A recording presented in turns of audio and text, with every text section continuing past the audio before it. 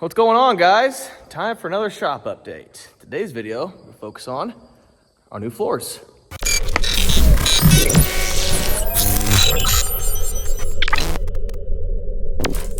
We spent the last week applying a concrete stain on the floors in our shop, along with the sealant and some wax on top of that. This is gonna be kind of an overview of what we did, not so much a how-to, but how we did this. I'm gonna start off by saying I'm not a concrete expert and I'm by no means a stain expert. I'm just a guy who's not afraid to take on a project and do a little bit of research beforehand. I think a lot of you will like the way this floor turned out. Some might absolutely hate it, and that's all right. If you got a vision for your floors, do it.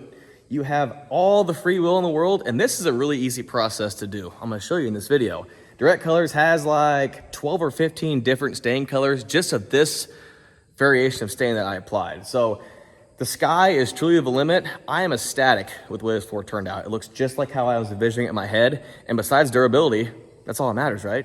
We partnered with Direct Colors for this project, and I had a very good experience with them all around, from the quality of the product to the fantastic customer support. I had to contact them a few times throughout this because, well, I've never done this before. This is the first time for me. I had a few questions. They were very quick to answer with different people, which tells me they have a pretty big, well-rounded, knowledgeable team. And they not only would answer my question, but give me advice for like the next step after that question. So if I had a question about the stain, they'd say, here's your answer. And you might have a question when it comes to neutralizing that stain. Here's a good tip for that. So that eliminated a few calls to them because I already had the answers ahead of time. They have great products, a great website, pretty dang cheap. I'm gonna talk about costs here more towards the end of the video. Just a great company to work with. And I did order everything for this floor. So I paid for it all myself. They didn't send me anything except for the wax on the top of the floor. We weren't even gonna wax this floor because, well, I hadn't really even heard of a floor wax for this until they offered it to me. They love my videos on TikTok and Instagram so much, they offered to send me some wax to the top of this floor, which we applied very easily. The wax acts as a sacrificial layer between the sealant and the top of the floor, to where, let's say if you get into it with like pallet forks or a shovel, that wax should protect your sealant. There's 2 layers on this that we did, and that's not a permanent lifetime bond. You're supposed to redo it every like 8 months to a year, I believe, depending on foot traffic. It goes on as a liquid. It dries hard, much like a solid. It's a great thing. It also made the floor really, really glossy and not too slick whenever it's wet. So I would highly recommend that from them as well. And even though we only use 3 colors, you can see all the variability that this floor has. We sprayed each section just a little bit differently. So this half looks different from that half, especially looks different from that room and that room right there. And there's no filter on this. Those blues are that vibrant. It's hard to tell on camera, but it looks like you're looking through like 2 inches of ice because there's that much product and it just adds that much depth to the actual stain of the floors. But you can see there's the light browns, there's the dark browns, a little bit of charcoal, a little bit of black, even some grays. And the blues have several different shades in there. It's truly, in my opinion, a work of art. The first step of this process was to do a very thorough cleaning of the floor. So we swept, pressure washed, power scrubbed, and rinsed this floor many times. For this, of course, this is a big project. I would highly recommend having a pressure washer. We have this wall mounted one right here from Draft Tools, great unit. I bought a power scrubber with a 17-inch head to help scrub this floor. That was great. I'd recommend having a wet dry vac for rooms without a drain. Luckily, all of our rooms except for one have a drain, so we're able to squeegee most of the water to the drain in these rooms. Speaking of squeegee, have a couple squeegees on hand as well. Of course, this varies with the size of your project. I would also recommend having one of those heads that fits on your pressure washer that spins around and washes in a circular pattern. That helped a lot for the first step on this. Of course, brooms as well. All right, step 1. We were upstairs, got all the stuff moved up here, and we're sweeping the downstairs. Gonna get her all cleaned up. Then we're gonna start pressure washing and scrubbing, degreasing, and that'll be it for today. We gotta let it dry, and we'll start staining tomorrow. One thing you're not gonna see us do in this video is we're not going to grind or etch our floors. You're supposed to, depending on the concrete. We did a couple test stains in here and the stain took just fine. These floors are power troweled. I'm kind of surprised it took the stain because it's really not supposed to when it's power troweled, but it did take it just fine. So we saved a big step there. If your floors aren't porous enough, your stain won't take, it won't soak in, this will not work at all. So that's really important. Do your research. There is porosity tests you can do. You pour some water down, see if it soaks it up. Ours passed those tests, so we skipped that step and we're going through with it. I said it before, I'll say it again. I am not a concrete expert. I'm not a floor expert or a stain expert. All I know is what has worked in here and what we're going to do. This is not a how-to, this is how we did it. You saw the results, this is how we're doing it. For big floors, I would highly recommend having a foam cannon attachment for your pressure washer as well. We just filled that with a degreaser and it went on super easily. We had a pump sprayer we were using, but it was taking quite a long time. We put that stuff straight, not mixed, right into the foam can attached with that pressure washer. We lightened up the flow so it wasn't spraying too much of it, and it went on very quickly. That was key for this big floor. Like with any project similar to this, you wanna make sure you have a very good foundation and do a correct amount of prep work. This is not going to work if you don't prep your surfaces properly. This was a new concrete pad about 6 months ago. So there wasn't too many oil stains or dirt on here. We did use a proper degreaser, and we rinsed and swept this thing a lot of times, more times than what I thought. We want to get this thing perfectly clean, but that's why we have the result we have here, is because we prepped it properly. Day one's done. Man, this looks weird in here. It's so open. The floor is really, really clean too. That's awesome. So the floor is dry and it's a little bit dark right now because it's still shedding that water off, but it's about 6 p.m. We'll be here at probably 8 o'clock tomorrow morning to start spraying our stain on. And here's our supplies. So we went with Direct Colors for this project. We got all the stuff on directcolors.com. Just Google them, you'll find them. This is everything needed for a 60 by 72 building, minus there's 5 gallons of each one of these and 5 more gallons of sealant up in our loft because we've already broken into those for our test stain. So we have coffee brown, we have our English red, which is like a light brown, and then we have our blue right here. So we got a couple extra blues here. It's hard to estimate how much stain you'll need. I think we'll have way more than enough, but out here, we're done for the day. We're gonna have a concrete pad out here, probably 24 or 30 foot out, sidewalk there, and eventually sidewalk over there. So I bought enough to hopefully do the sidewalks as well. If we don't have enough for the sidewalks, we'll have more than plenty for the shop. Using Miracle Grow for the blue, more about that here in a little bit. And then we have the gloss sealant. So this will look really, really dull before we put this sealant on. This will bring out that really shiny, cool looking floor. And of course, the neutralizer. We use everything through Direct Colors except for the degreaser, which is actually inside. You'll see here in a few, these spray on with a pump sprayer.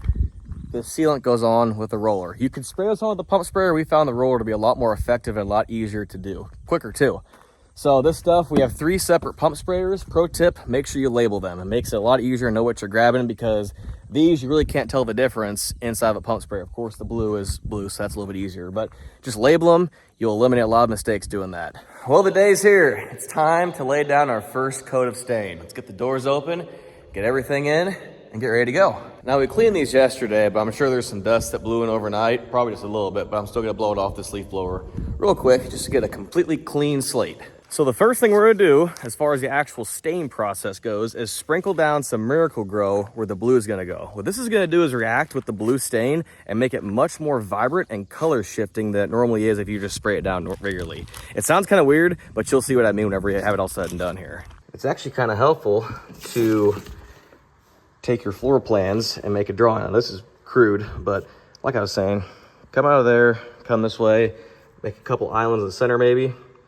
This is very loose plan, but bring a couple little rivers out and stop them here. Just something to visualize. It definitely helps before you start rock and rolling. Like I said, you could take this Miracle Grow and you can sweep it up and change your design, but once that stain's down, it's down. So this is kind of helpful to visualize and just get a game plan for everyone that's involved so they know what to expect.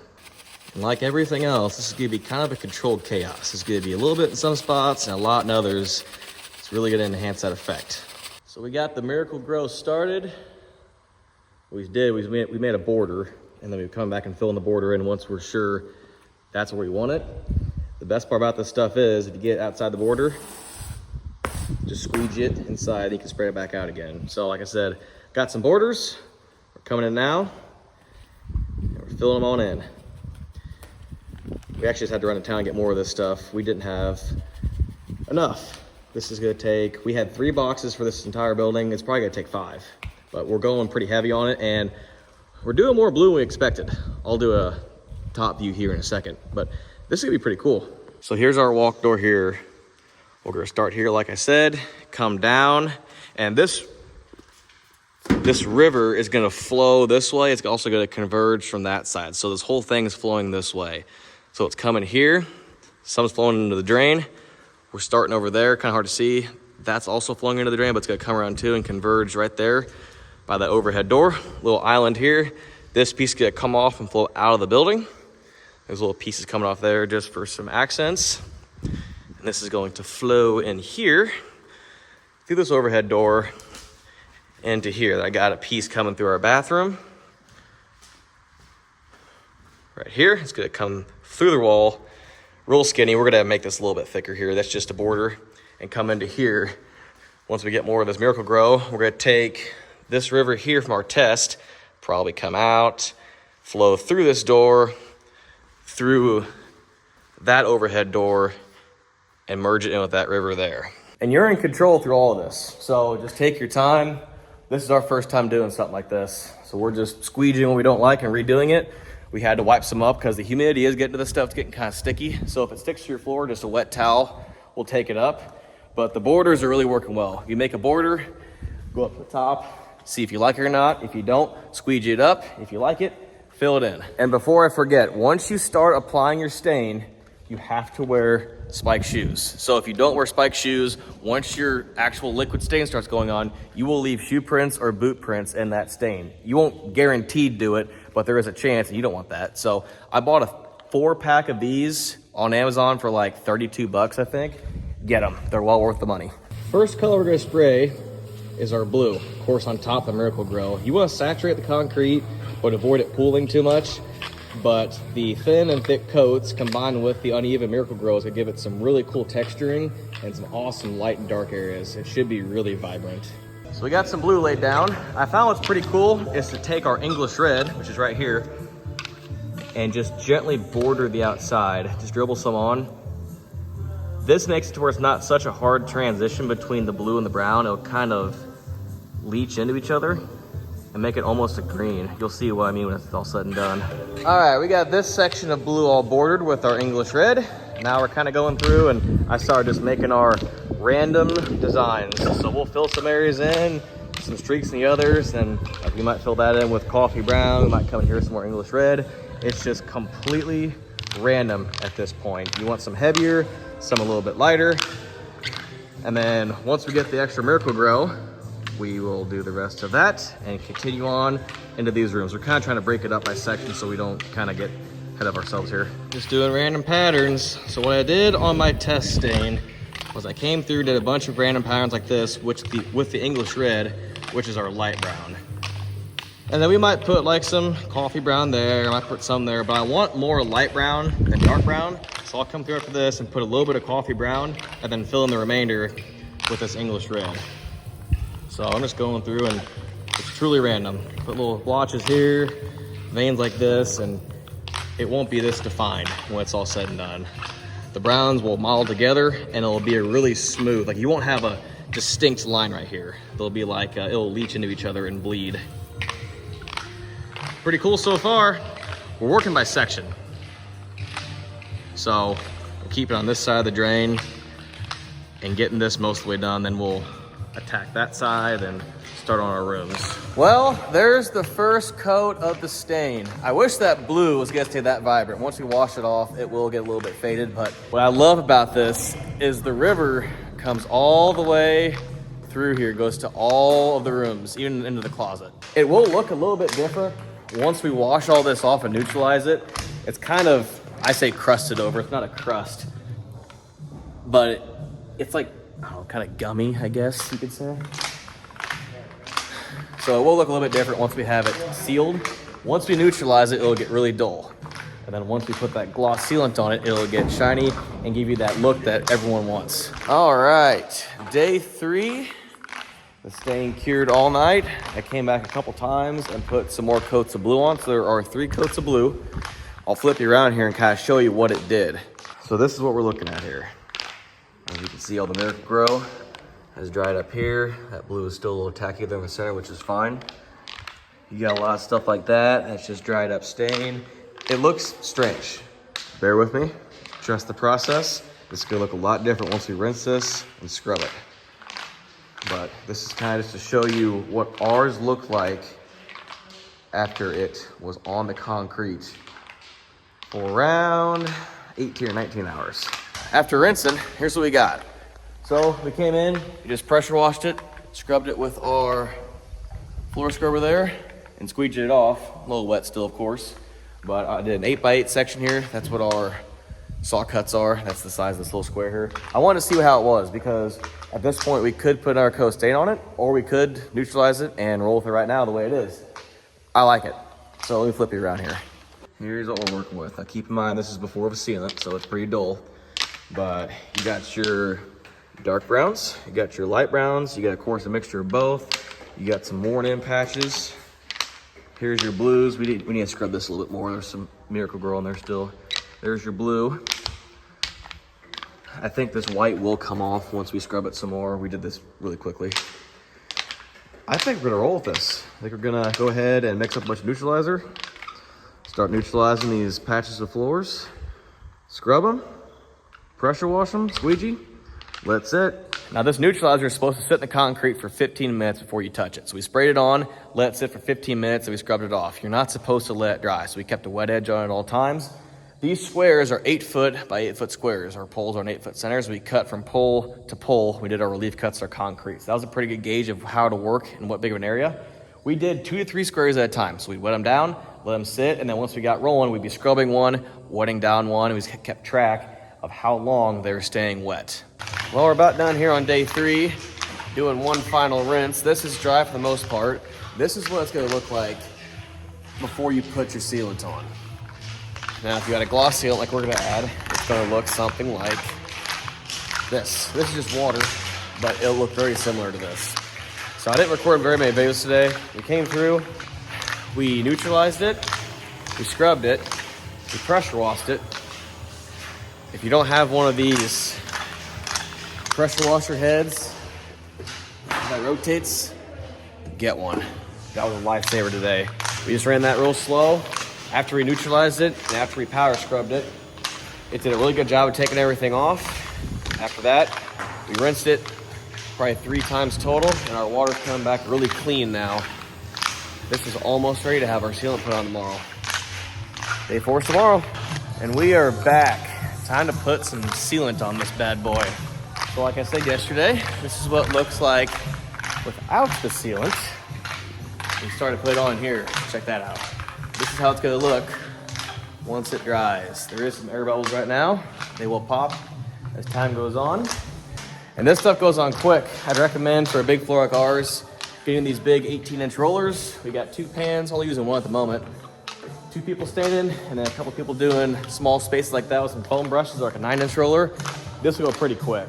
We'll probably get 1 coat on today, come back and do 1 tomorrow morning, 1 tomorrow afternoon, and hopefully a 4th the following day. We'll see if 3 looks good or not. It'll look good, but I want the most durability possible. And I think we have plenty of filler to do 4 coats, so might as well. You want to get this stuff on thin. You don't want to put it on too thick. All the little bubbles you're seeing are gonna pop once it starts to cure. We're using a 3/8 snap roller. These are 18 inches and they're gonna work a lot better than your smaller ones because, of course, cover a lot more area. Well, I took off my spiked shoes and I'm not gonna put them back on because I'm tired. But check that out. There is the first coat of sealant. It'll look pretty similar to this once we put the other coats on, but it does give it a lot of depth. Like I said, I'm not gonna walk inside here too far, but you can see all the variations of the stain. We only did 3 colors. One of those is the blue. So you can see all the different ways this reacted.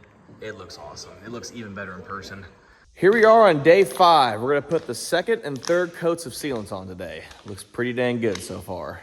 And there's gonna be cases like this, where a little piece of grass or a bug is dried into your sealant. Go ahead and just pick it off, kind of smooth it down with your fingernail, and coat over it. You will never see that, I promise. That's just an indent in the sealant.